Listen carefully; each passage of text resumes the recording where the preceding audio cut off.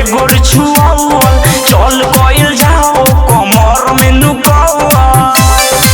रे दादा बढ़ता मोर परेशानी जी ए राजा बात के हम तनी मानी जी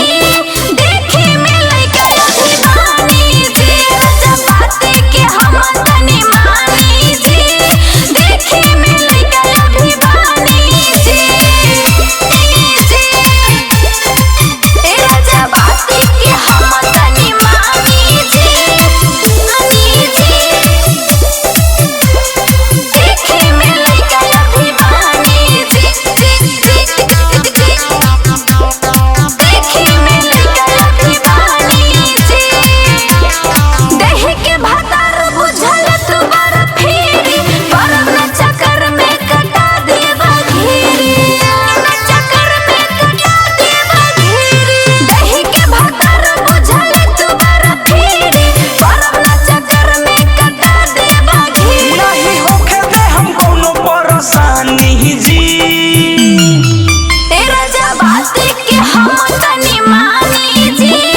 देखे में लइका अभिमानी जी राजा बात के हम तनी मानी जी देखे में लइका अभिमानी जी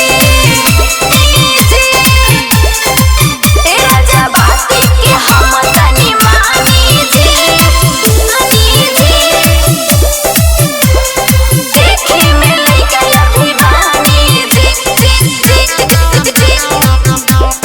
देखे में लइका अभिमानी जी सुनो सुनो मन करावनी होरा कमनो दर्द नहीं होके दे हम तोरा सुना ना